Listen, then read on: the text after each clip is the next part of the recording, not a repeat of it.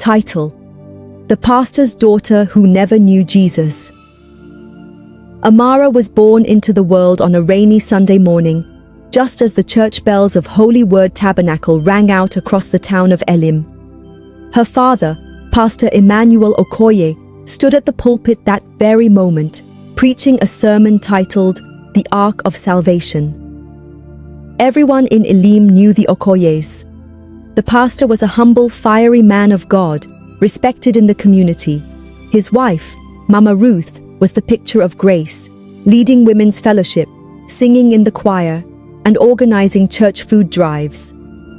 And Amara, their only child, was the church girl. From her earliest memories, Amara's world was filled with hymns, Sunday school memory verses, white lace dresses, and endless church programs. She knew how to recite the Bible better than anyone in her age group. People often said, Amara will surely become a woman of God like her parents. But no one ever asked Amara what she believed. Amara learned early how to play the role. She could clap at the right time, cry during altar calls, and lift her hands in worship, all without feeling anything in her heart. Church was a performance, a script she'd mastered. At home, there was no room for doubts. Questions like, who is Jesus to me? Or, what if I don't feel saved? Were met with stern warnings. Pastor Okoye didn't tolerate spiritual confusion in his house. So Amara kept quiet. She sang louder. She read more verses. She prayed longer.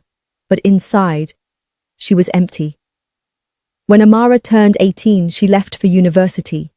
It was her first taste of freedom, but also her first taste of silence. There were no family devotions, no youth meetings, no expectations. At first she enjoyed it, but soon the silence became deafening. She realized that all her faith had been built around other people's voices. When those voices faded, so did her connection to God. One night, after partying with friends and laughing through a shallow life she didn't understand, Amara went back to her room and cried uncontrollably. A strange, aching loneliness wrapped around her. God, she whispered in the dark, if you're real, I don't know you. Not really. During her second year, a friend named Lydia invited her to a small Bible study off campus. Amara almost refused. But something inside her was restless, curious. That night, in a small, poorly lit classroom, a young man named James shared a message titled, Jesus isn't religion, he's a person. His words cut deep. He spoke about a savior who loved broken people, who wasn't impressed by good behavior but moved by honest hearts.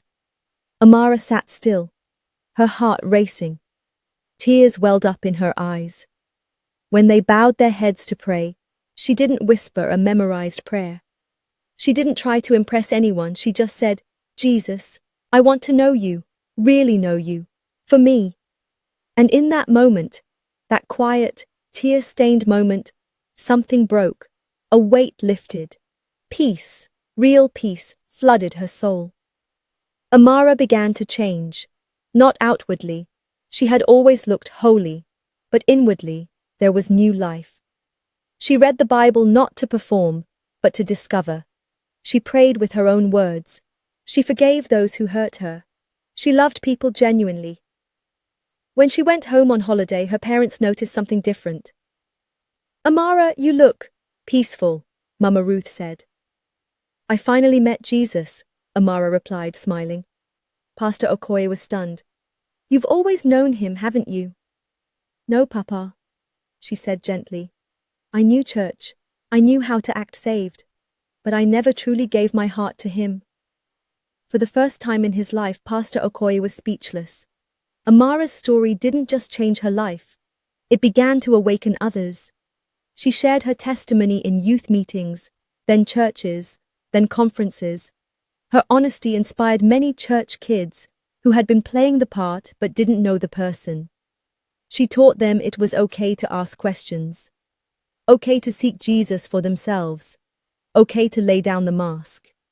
Years later, Amara became a counselor for young people battling confusion about faith, identity, and performance. Her story became a bridge between religion and relationship. Amara, the pastor's daughter, grew up in church but didn't know Jesus. But grace found her. Now she walks not in her father's faith, not in tradition or performance, but in a living, breathing relationship with Jesus Christ. So what do you learn from Amara's story? Let us know in the comments section.